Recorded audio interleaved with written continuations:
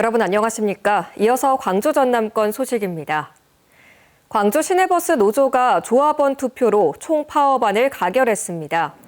노조는 어제 저녁 6시부터 오늘 아침 6시까지 조합원 1,300여 명을 대상으로 총파업 찬반 투표를 한 결과 80%가 넘는 조합원이 투표에 참여해 이 중 89%의 찬성으로 파업이 가결됐다고 밝혔습니다. 오늘 오후 2시부터 열리는 노사 간 2차 조정회의가 결렬되면 내일 아침 첫 차부터 파업에 들어갈 예정입니다.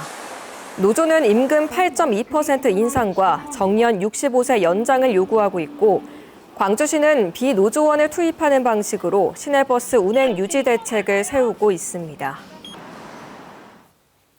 전라남도가 21대 대통령 선거를 앞두고 장애인과 임산부, 섬 거주민 등 교통약자에게 투표소 이동을 위한 차량을 지원합니다.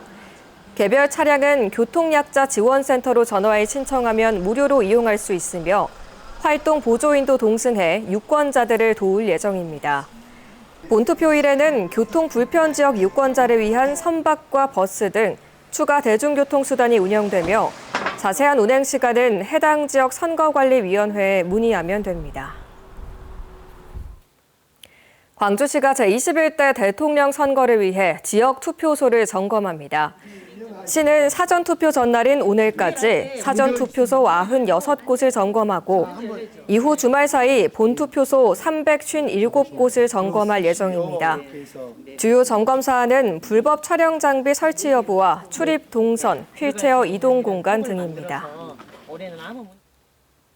탈세 혐의를 받는 허재호 전 대주그룹 회장이 10년 만에 국내로 강제 송환됐습니다. 광주지검은 허 전 회장을 어제 오후 인천국제공항을 통해 강제 송환했다고 밝혔습니다. 허 전 회장은 2007년 차명으로 보유한 주식을 매각하는 과정에서 양도소득세 5억 원 등을 내지 않은 혐의로 2019년 7월에 기소됐습니다. 이에 앞서 다른 탈세 사건으로 벌금 254억 원을 선고받았던 허 전 회장은 벌금을 내지 않고 뉴질랜드로 도피했다가 2014년 귀국해 일당을 5억 원으로 환산한 노역장 유치로 황제 노역 비판을 받은 바 있습니다.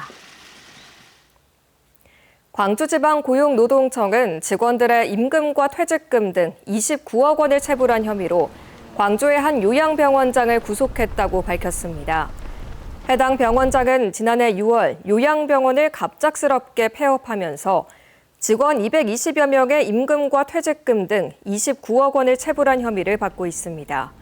앞서 지난 2021년에도 이 병원장은 노동자 70명에게 13억 원의 임금을 체불한 혐의로 벌금형을 선고받았던 것으로 드러났습니다. 어제 저녁 7시쯤 화순군 화순읍의 한 하천에서 다슬기를 채취하던 50대 남성이 물에 빠져 숨지는 사고가 발생했습니다. 경찰은 남성의 다슬기를 채취하던 중 수심 2m 깊이의 하천에 빠진 게 아닌가 보고 정확한 사고 경위를 조사 중입니다. 호남과 제주 지역의 신혼부부가 4년 사이에 22.4% 감소한 것으로 나타났습니다. 호남지방통계청이 발표한 자료에 따르면 혼인기간 5년 이하인 호남 제주 지역의 신혼부부 수가 지난 2019년 12만 5,900여 쌍에서 2023년에는 9만 7,700여 쌍으로 22.4% 감소했습니다. 지역별로는 광주에서는 4년 만에 23.4%, 전남에서는 20.5% 감소한 것으로 집계됐습니다. 또 맞벌이 신혼부부 비중은 광주가 55.4%, 전남은 49.6%로 4년 전에 비해 각각 7.4%포인트와 8.7%포인트 높아졌습니다. 김도영 선수가 또다시 햄스트링 부상으로 4주 이상 전력에서 이탈해 기아 타이거즈가 비상에 걸렸습니다.